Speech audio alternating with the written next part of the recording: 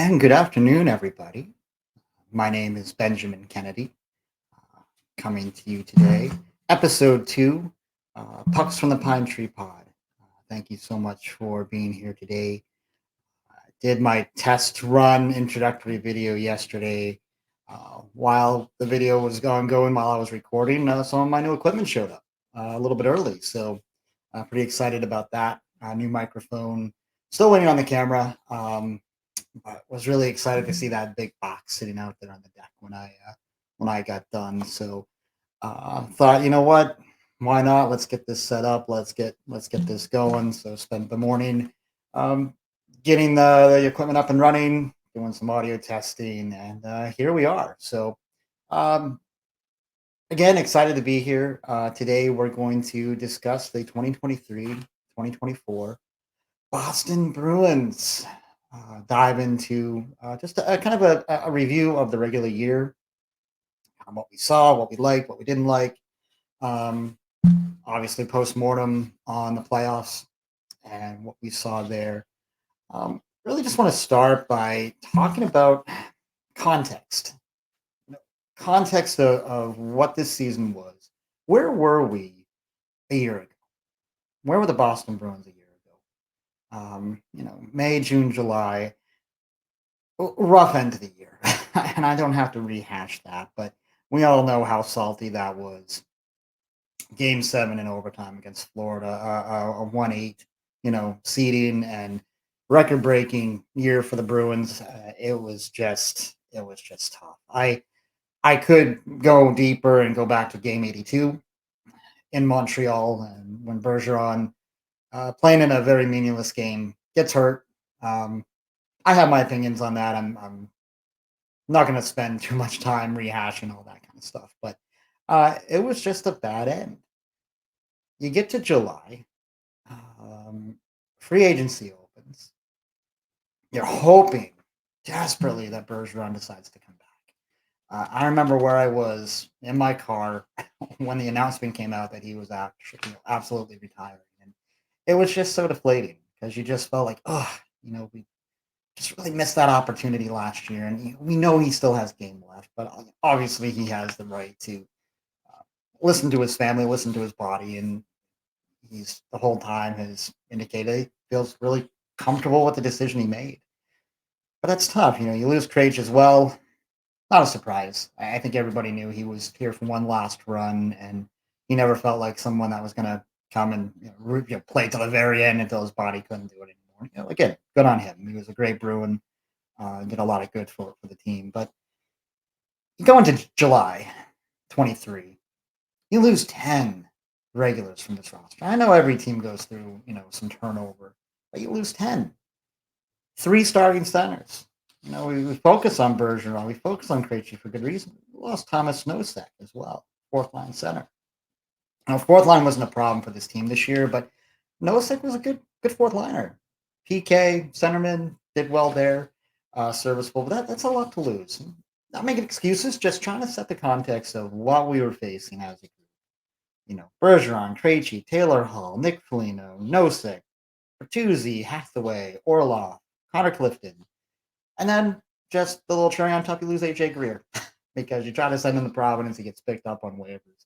A player that was, borderline, starter, kind of a fringe starter for us. But you lose the three starting centers, and then you also lose the three pieces you picked up at the deadline.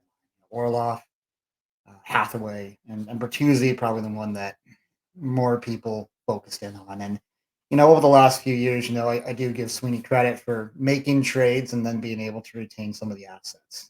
Hampus Lindholm, Taylor Hall, both come to mind. We certainly could, talk a lot about were those the right guys to sign and things like that. But that's just a lot to lose, and you throw that on there, and just the cap constraints that this team was going to have. Listen, Bruins weren't alone in that. There were a lot of teams that were facing cap crisis this year, and the Bruins certainly, had to manage through that. Now, for those of you who don't realize, the piece of the cap constraints really goes back to COVID, and an escrow that was set up between the NHL and the players. As we all know, we played in the bubble. Um, Players kept playing, the league kept going on, but not in front of an audience. So that's a lot of loss for the owners. And so players continue to get paid with the idea that they would have to pay that back. So this was the last year that the NHL and the NHLPA had to, the players had to pay that money back. So it basically allowed the NHL not to raise the salary cap. And next year they've already announced there's going to be a nice little raise, and I think over the next 2 or 3 years you're going to see that cap go up. But again, a constraint a lot of teams had, but certainly one that the Bruins had, and it definitely impacted what they were able to do in free agency with trades. Part of the Taylor Hall trade to Chicago, I think we all thought that was a clear opening for them to sign Bertuzzi. Um, we come to find out later that Bertuzzi had no intentions of ever re-signing in Boston, but it just shows you that even with trading Taylor Hall and not re-signing Bertuzzi, just how tight the cap was, because the Bruins played right at the cap pretty much all year. So that's just a little bit of the context of where the roster was, the roster construction, and what Sweeney had to work with. You get into the preseason though, and some nice surprises, right? I think that not many people saw Johnny Beecher playing a significant role this year, and he did. The kid, Matty Patra, makes the team out of camp, like 19 years old. Really great story. And you can just see the skill. Has a ways to go, obviously. He's probably put on some muscle and some weight, but man, the kid has some skill. Um, those weren't expected. So here you lose three centers, and you get these two young centers that come up and beat out, guys like some of these other guys we brought in, like Patrick Brown and Boquist, out of the gate. So I thought that was just really interesting, and it does make me excited. We'll talk more about next year and where those guys fit in. But it really left Sweeney in the spot where you can't go out and make the big splashes. You got to go out and get inexpensive veteran guys to rebuild this forward group. And I give him credit. I think he did a good job. JVR, Morgan Geeky, Dan Heinen. We'll talk about Heinen a little bit later. Boquist, Patrick Brown, played mostly in Providence, but came up from time to time to play. Shattenkirk as well. I thought underrated veteran defenseman, puck moving guy, power play guy. I thought fit in well with this group this year. And was Milan Lucic, which just, grumble, grumble, grumble. Not the homecoming we all were hoping for Milan. Most likely done. I imagine he's probably not going to be in the league again. So overall, not a not a roster that's going to wow you or like, oh my goodness, this team is going to the cup. But based on what Sweeney's had to work with, I thought he did an okay job. But the roster just looks so different, from year to year, making you realize just how dependent they were going to be on goaltending and defense. And that clearly proved out, right? Well, again, we'll talk more about that. All summer, listening to NHL Network, NHL Radio, the voices were very much in unison about this Boston Bruins team. They've got to take a step back. They got to take a step back. They're not going to be 130 plus point team this year. It's like, funny want to say, like, yeah, no bleep, Sherlock, right? Like, it's just, that was a record breaking year. You're not going to recreate that. A lot of people, a lot of voices had the Bruins out of the playoffs. Most had said, oh, wild card one, wild card two. Toronto's running away with this division. Florida's a little beat up to start the year, but they'll come back. Tampa's still really good, and there was a ton of voices around talking about Detroit, talking about Ottawa, talking about Buffalo. What team? Which one of those teams is going to take that spot? That was most of the conversation nationally, and the Bruins were just kind of like, yeah, they're good goaltending, whatever. Pasta's really good. Marshy's new captain and all that, but they're going to take a step back. You hear that all summer, and then October comes. 10 games into the year, they're 9-0-1. A lot of crow being eaten. a lot of crow beating. Obviously, still have 72 games to go, but tremendous start. And those games count just as much in October as they do in March and April. So really, I thought just fire out of the gate. Schedule sure was a little lighter, right? You weren't playing the juggernauts right up front, but you still got to win those games. And I thought they did just a tremendous job of that. I think from there, just pause for a second and just talk about the centennial season. 100 years. That's quite remarkable. Original six team.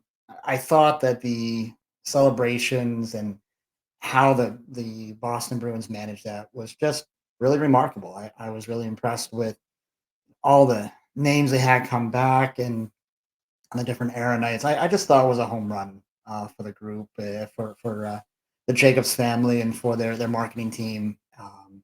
Seeing some of these old Bruin guys come through and was just awesome. And you go to some of those first, uh, earlier decades. It was a lot of the grandchildren coming to represent, their grandfather, and I thought that was really obviously very sentimental moment, but must have been just a thrill for those grandchildren who are, at this point in their 60s and 70s, to be able to be part of that. I just thought they did a tremendous job with it. Um, I wasn't a huge fan of the Centennial jerseys, sweaters this year. They grew on me. But yeah, I just thought overall, wonderful celebration of just so much, great Boston Bruins hockey and tradition, and just a lot of great players. It was a little grumbly opening night when Patrice is out there looking all just in shape, ready to go. Like I was just like, man, just get your skates, dude. Like get back out there. You shouldn't be part of the celebration. You should be in the locker room right now, getting ready for the season. But yeah, just have to bear through it, right, and be done with. But overall, I just thought that was a great celebration throughout the year, and hats off to the Bruins for that. We go back to that 22-23 matchup run. They never really faced any adversity, not until they played Florida. That was very different this year. You saw stretches of time, stretches of the season where this team absolutely faced major adversity. The first one I can really look back on is Thanksgiving time. Right around Thanksgiving, they went on a 1-3-1 losing streak, if you want to call it a losing streak, but losses to Detroit, New York Rangers, and a loss to the Columbus Blue Jackets, which is just one of those games, right? One of those games that happens. I was actually at the November 30th game right after that, where they did beat San Jose 3-0. Joking with some of the people sitting around me, it's like I just want to see someone forecheck. I just want to see to go out and hit somebody, right? It was a stretch where I don't know if Bruins were just a little fatigued, or you could just tell they weren't forechecking, they weren't um, playing that physical style, weren't winning puck battles, and nothing is going to cure that better than playing San Jose, I guess, right? So that was really one of the first kind of major piece of adversity they faced in the season. And then it wasn't long after that, though, a couple weeks later, getting right around Christmas time, another kind of really poor stretch of play. From December 13th to the 23rd, they were one win, two losses, and three overtime losses. Overtimes is something we'll talk about. Hard not to talk about it when looking at the season. Only win in there was a shootout win against the New York Islanders. So another really kind of tough stretch. And again, that's more normal. Like that's what teams typically go through. We were just so spoiled from the prior year that when you see it, it's just like, oh my goodness, what's happening? With this team, and why can't they forecheck? Why can't they get shots? All that kind of stuff. So it was um, interesting just to see that this year, and again, kind of a back to normal a little bit for an NHL team. Yeah, the big story this year though was the center position, and knowing that you really didn't go out and replace Bergeron and Krejci. just talked about it about the salary cap and top line centers don't grow on trees. Teams don't typically like to give those guys up, but I really do think that Charlie Coyle and Pavel Zacha did a good job. Okay, they're not going to beat Patrice Bergeron, but I really think that both of these guys stepped up their games um, and played well. Coyle had a career year in points. I think he had one other year when he was in Minnesota, where I think he had 21 goals, but um, good year. You can't fault him for that. I thought Zaka, sure, I thought struggled a little bit in the playoffs, was a little bit outmatched, but I thought overall, just throughout the year, these guys did a really good kind of blue collar effort work to keep the ship floating, right? Keep them above board. Um, and you just have to kind of tip your cap to that. But it was in that as well. I mean, they did a good job, but throughout the year and when the team struggled, and we certainly saw this in the playoffs, where the team's kind of inability to get shots, inability to get ozone time, you could definitely see there was that erosion, and it was, I think, from that center position. So yes, they were doing I think a good job to maintain, but it wasn't enough to really be that dominant offensive team that we had seen in the past, and that certainly um, comes up later on in the playoffs, and it certainly I think made an impact with all the overtime losses. It's a team game, right? I'm not just going to sit there and blame Coyle and Zaka for that. I mean, you lose as a team, but I just think that over the course of time, when you are efficient in down the middle of the ice, um, even when you have good guys, playing well, elevated a little bit, it's gonna come back to bite you, and that's exactly what happened with this group. But you can definitely at this point in the season, kind of getting into the dog days, January, February, you can start to see a clear line connecting this like lack of extra goals, overtime losses, right back to just not having the puck enough. And again, starting with that center position, you're winning enough. You're staying near the top of the league, so it's a little bit hard to gripe and complain about it. But you do certainly start to worry a little bit about it. Kind of get to the All Star break in February. You're feeling pretty good. I think if you're a Bruins fan, like, all right, listen, we've had a couple of lulls in there, um, but we're right near the top of the division, and trending to look like a really good playoff team again this year. Goaltending clearly bailing you out in some regard, and maybe even masking some of these deficiencies for a while. I don't think that's a question. But then you get to the All Star break, and boy, oh boy, do you come out flat out of that break. Um, Overtime losses really, really starting to pile up now. From the 13th of February through the 26th, the team goes 2-1-5. Five. Five. 1, 2, 3, 4, 5 overtime losses. And 7 of those 8 games did go to overtime. So even the ones you were winning. So it just really feels like that, this team, staying really competitive, kind of was lacking that killer instinct. That was the term I continue to come back to, is that they don't kill anybody. They don't have that killer instinct just to take a team out, get that extra goal. How many times did Andy Brickley in the Nesson broadcast say, you got to extend that lead. You get the 1 goal lead, you got to extend it, and how often the team just wasn't able to do that, leading to some of these overtime, even the overtime wins. You're not able to get that extra goal. It's a theme, and it's a theme that certainly we'll talk about as we talk about the playoffs as well. Um, you know, from there, kind of they get through that I call it a lull. Just not playing great, all those overtime losses, and you end the year a little bit up, a little bit down. Couple wins here, a couple wins there, and you just kind of skate through. Um, you end the season 109 points, 15 overtime losses, second in the league only surpassed by Montreal and the New York Islanders, who both had 16 overtime losses. Kind of a theme between these three teams. None of them high scoring teams. They all kind of have the same issue of couldn't never really get that extra goal, and all three of those teams kind of own that. And great, you get the loser point. In the regular year, that's 15 points. But that's also 15 points you know you lose out on. It's less about the points. It's more about just that, again, the context of why all these overtime losses. What's the problem in there? Why does that continue to happen?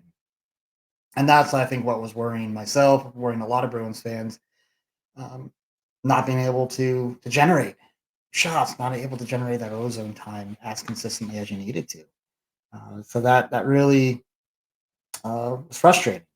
Um, but as you get through the year, and hey, good news. All these issues, all these losing streaks, overtime losses, it's first world problems, man, because 109 points, second in the Atlantic Division.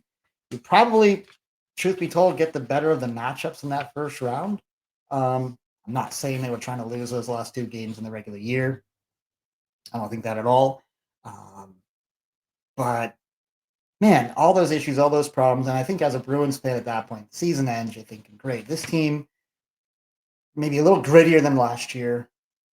Earned had to earn those 109 points. I don't want to be all doom and gloom here about this season. 135 points the year before, whatever it was, 136, I can't remember. Seemed like they just kind of skated through.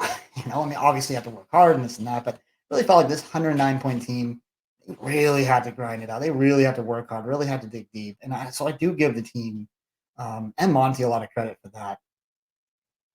I think that um, it gave me hope going into the playoffs that, okay, this team, a little more grit behind them, had to work harder, played in a lot of one goal games, which is what you see in the playoffs mostly.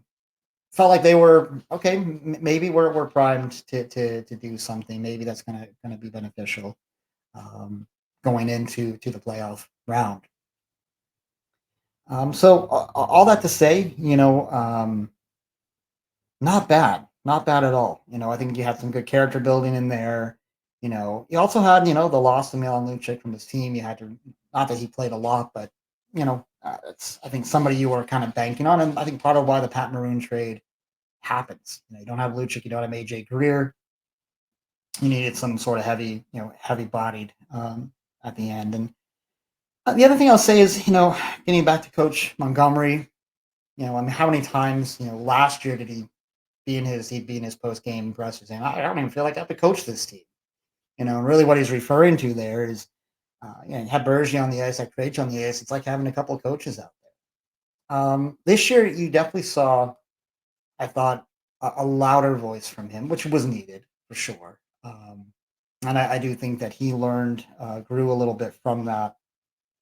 Um, so I like that. I think there was some evolution in his coaching style. So good on him there.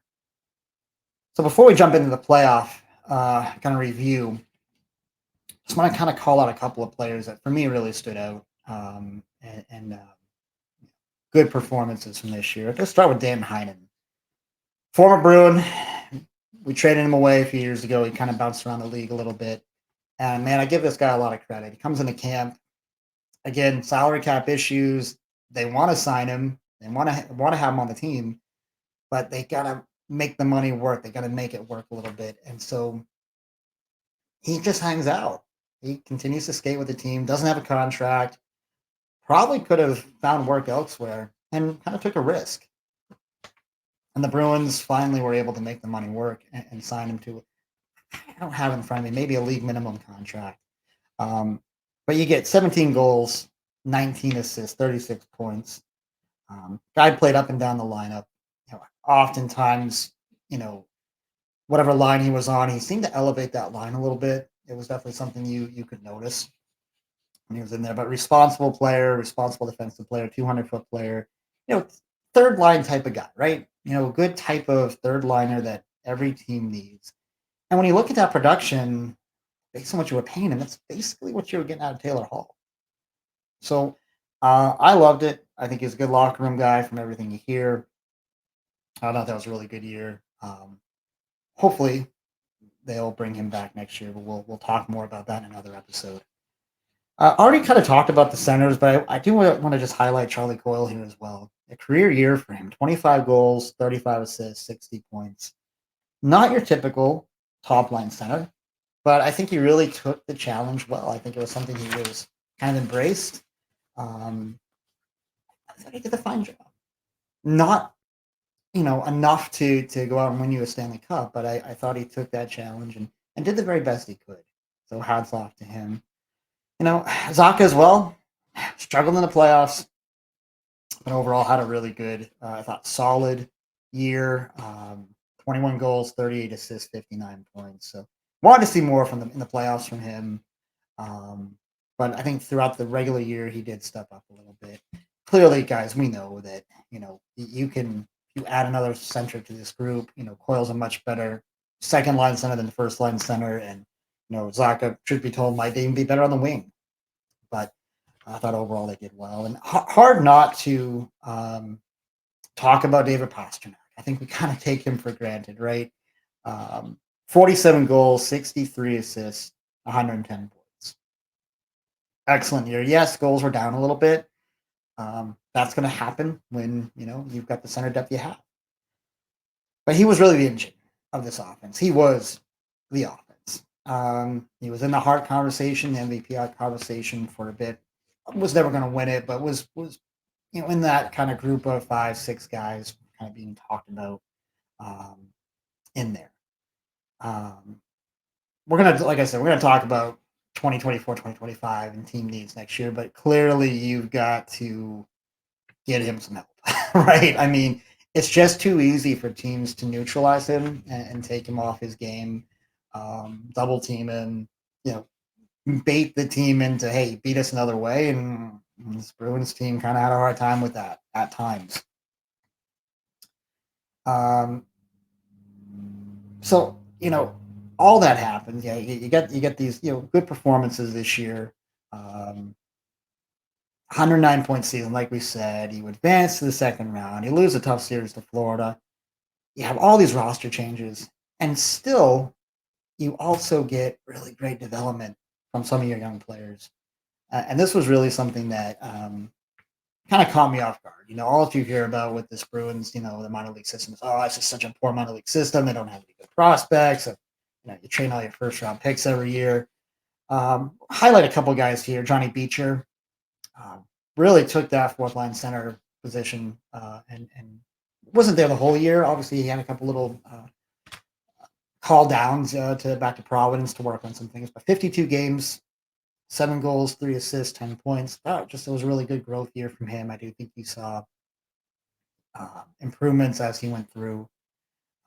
And boy, oh boy, Mason Lohrei, Ohio State product, 41 games, 4 goals, 9 assists, 13 points. This guy seemed to improve by the minute, shift by shift. You felt like he was uh, just learning and growing, getting more confident. His ability with the puck on his stick is just phenomenal. So happy that they didn't trade him at the deadline. There was some conversations about that, and boy, oh boy, I think we've got a real special one with Mason Lohrei, and knowing that Jan McAvoy and Lindholm locked up, Carlo, I think Lohrei can really flesh that out, and I'm really excited to see what he can do with another whole training camp. And I think he's a big, big part of this defensive group moving forward. You also saw guys like Matty Patra, uh, went out with a shoulder injury, surgery. I think there's a lot of promise and potential there. Guys like Lauko and Brazo maybe a little less, but I thought both guys played well for what their roles are. Lauko's more of that fourth line, a little bit heavier player. I thought we saw some back and forth up and down with him, but I thought overall um, gave you what you kind of thought you were going to get. And Brazo kind of came out of no place. Like his finish, he's a bigger guy, maybe not the fastest guy in the world, but has really good finish, really long reach, and some of his goals were really quite fun to see. So curious to see where he fits in going into next year. And then you have the addition of Andrew Peak, the trade with Columbus, defenseman. I think he's 6'3", plays with some physicality, um, and just seems like a very responsible defensive player. He's under contract, so you do have term with him for next year, so he'll be back.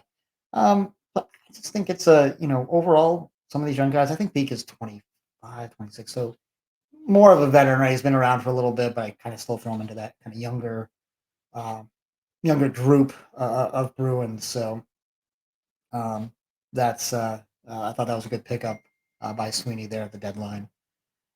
And then how can we get all the way through this podcast with 30 minutes and I have not mentioned Jeremy Swayman yet. But don't worry, we're going to talk about him. We definitely learned something this year. We've got a number one goal. Oh, Ben, we knew that last year. We had two number one goaltenders, right? We had a Benzine winner. Yeah, we did. We do. But now we know we've got a goaltender that can go out and just be nails in the playoffs.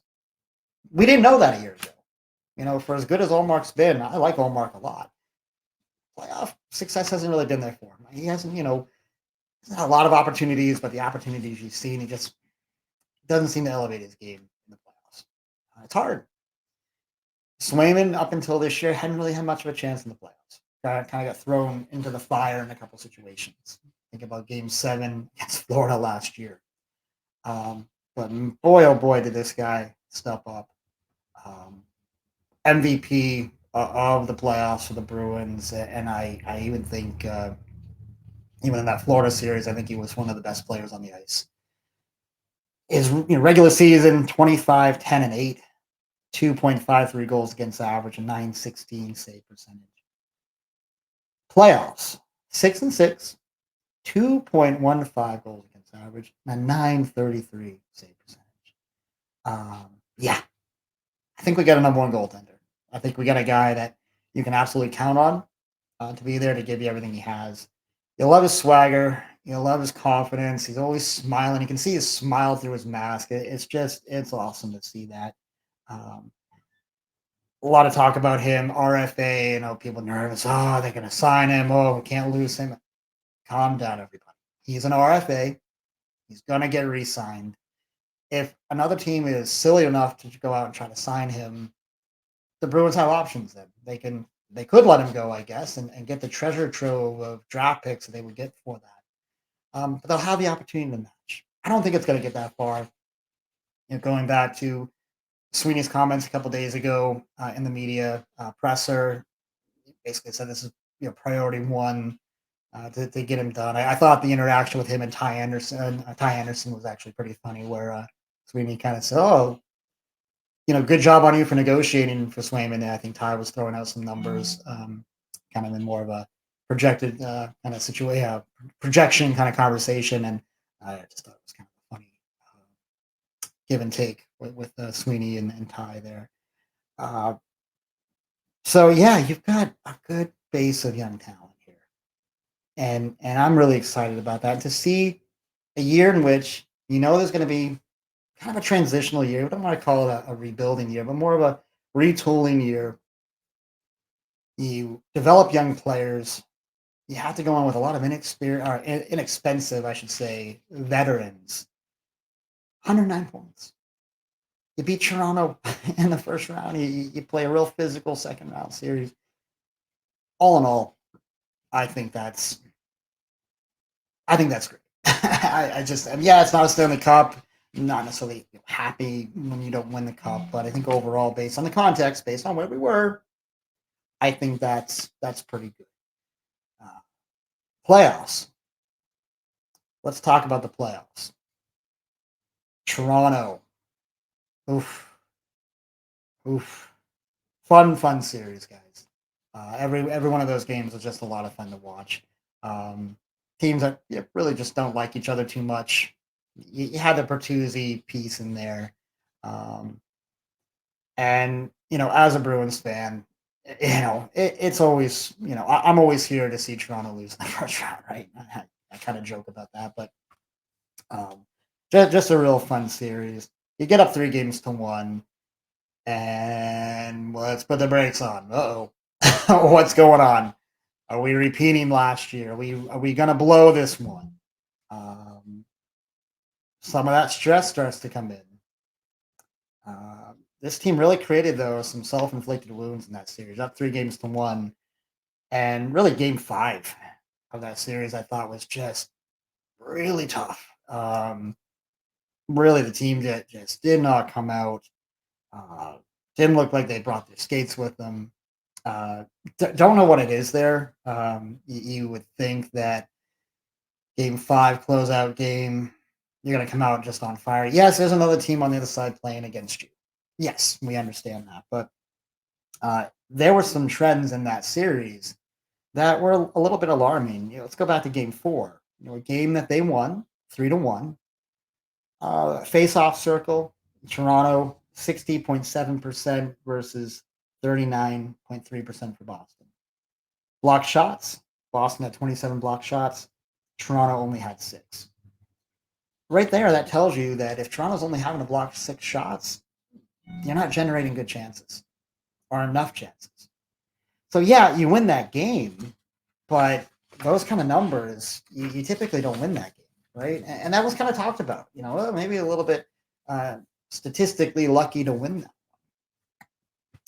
The problem though is this bleeds into Game 5, where faceoff dot 62.3% for Toronto, 37.7% for Boston. Center depth. It's starting that problem, that worry we had all the way back in July and August and September, starting to come back to haunt you a little bit. 19-8 in block shots. Boston with 19. Toronto only with 8. Again, Boston not generating enough chances. Really slow thinking about that game. Really slow getting going. Really slow to get shots. Just really unacceptable. So there you are, 3-2 going into Game 6, and now the rumor mill starts. Uh-oh, is Monty coaching for his job? Before that, it was all about Sheldon Keefe. Was he coaching for his job? Come to find out, it sounds like, yeah, he kind of was, right? But all this conversation, all these rumblings about, oh, is Monty not, is he going to do this again? Is he going to blow this again? And if he does, is he out after 2 years? After being a Jack Adams Award winner the year before, nothing but regular season success. Um, my take on that is, you see this in the league right now. Teams have very quick trigger fingers, no patience. Coaches are getting fired, left and right. I don't know how many we had this year, 8 or 9 coaches, something like that. I think that there might have been a conversation to be had. Okay, they lose that Toronto series. Oof, that's 2 in a row. Up 3-1, losing to division rivals. Makes you wonder: is it too much for Monty? Maybe not fair, but I think it would be at least that would have been a conversation. At the same time, though, I look at the Boston Bruins management, and they typically don't have that quick trigger finger like other teams do. So I think there may have been a conversation there, but I don't think they would have done it. That's just my guess. I don't think they would have fired. I think just all the success, and I think Sweeney and Neely knew that this team is built a certain way, and you know Monty got the most water out of that rock this year. But luckily, you win Game 7. You call Poster out, and he delivers on that overtime, that beautiful goal to win the series. Florida series comes. I had Florida in 6. This game is advertised. This is always going to be a tough series. Great to see that Game 1 win. You ride that momentum um, from Game 7. You go down to Sunrise and just kind of kick the tar out of the Panthers. Um, but then they respond as they do, and it was some of the same stuff that you saw in that Toronto series. Um, you know, lack of shot generation, lack of ozone time, um, things of that nature really start to come back to bite you in this series. End of the day, I think the better team won. I think the deeper team won, and I certainly wasn't surprised when that goal goes in at a minute 33 in the third period there in Game 6. It just kind of felt kind of felt right. Not right, but just felt like that's kind of what we've seen. And kind of a fitting, maybe a fitting end uh, to that series. But people want to talk about Game Four. Want to talk about the Bennett goal interference call. Yeah, frustrating, no question. Changes that trajectory of that game, perhaps, right? Still just a 2-2 game at that point, right? It's still a very winnable game. And listen, officiating, it's a variable. It's just one of the variables that you have to deal with in the playoffs in any game, really. And the good teams manage through it. They get over that hurdle. Um, that Bennett play had nothing to do with Barkov just slicing and dicing right down the middle of the ice to score goal three in that game four matchup. Just an egregious defensive effort by the group. Why don't we focus on that? Why don't we focus on stopping that and not focus so much on officiating? But yeah, I mean the goal interference thing. Listen, it's come up in other games in the playoffs, and it's something the league's maybe gonna have to look at. I don't know what you do with it though. It's a judgment call. I think overall the officials do a great job. It kind of reminds me of when the NFL was struggling with what's a catch, right? What's a catch? What isn't a catch? Remember those days? This feels a little bit like that. Kind of judgment calls on that part, but um, yeah. So shot generation was a problem. You saw it in Toronto, you saw it in Florida. Uh, Really, really tough. You go to the Florida series. I'm just looking here at my notes. Game three, after being beaten down in game two to tie the series up, you go home, you're hoping for a response, right? And then you put up 17 shots for the whole game. Yeah, you're not going to win. You're not going to win when you put up 17 shots. So now you're thinking, all right, now we're down 2 games to 1. We're in our building. We got to respond. And then game four comes, 18 shots. It did feel at that point the series was just over. But you know what? Full value to Florida. They are a tough team. They're deep. They play this, dump the puck in and create chaos, and they do it really well. They walk the line. There's no question that they're agitators. They have a certain style they play with. Um, a little bit jealous of how they play because I'd love to see our Bruins play a little bit more. Then let's be honest, the Bruins have played over the years in some of their better years. There's similarities that you can see with how Florida's playing, and I kind of like Paul Maurice. I know it's tough to say that. He's beaten us the last 2 years, but I think his presence behind that bench has really meant a lot. Love him on the podium. I think he's kind of much watched, a must watch TV when he's at the podium. And I love some of the things he said about the series. I mean, you're always going to be complimentary of, um, you know, uh, the team that you just played, team that you just beat. But he said it at the end of Game 6. He also said it in one of the regular season games. Where remember, Boston was 4-0 in the regular year against Florida. And I think it was one of the last games in March where he said something like that was one of the best regular season games I've ever seen. In a game that he lost. Guys coached a lot of games, 1,800 something games. But he was really complimentary and had the same sentiment, after Game 6. I would pay money to watch Boston and Florida. And that's high praise from a veteran coach who, um, just have a lot of, very well respected around the league. So, um, last piece on this, on the playoffs, 7 too many men penalties. Ouch. Talk about self-inflicted wounds. Um, Monty kind of took some of the brunt of the blame, on himself in terms of communicating on the bench, but clearly there was a clear miscommunication that didn't really get solved during the year. Um, that's a new record, everybody. So hey, hooray, we won something. Not really what you want to win, but something that they really that's just unacceptable. And again, you're not going to win many games at this time of year against these types of teams when you're just shooting yourself in the foot time and time again. So yeah, you lose in Game 6. I kind of thought that was their ceiling this year. I really did. As much as I want to be hey, we're gonna win the cup every year, and let's go, let's get this done. I struggled to put them much beyond that. I thought they'll be a good team. They'll be in the playoffs. They'll be, um, I think they're good enough to win a series. I never thought they would slip back as much as other voices out there were saying.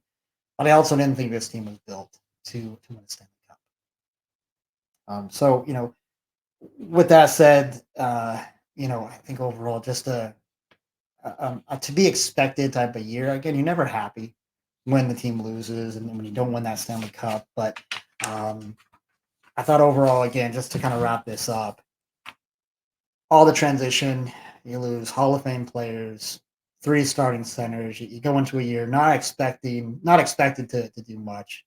109 points later, second round exit.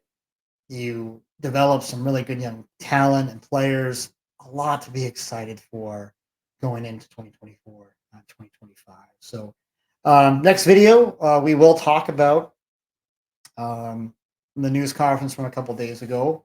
I'll talk about our pending UFAs for the Bruins and just some of the team needs, some of the focal points that the Bruins maybe should be, or what we think they should be looking at as we come into July and start to reconstruct this roster. So that will be coming up next. Do want to say happy Memorial Day to everybody out there.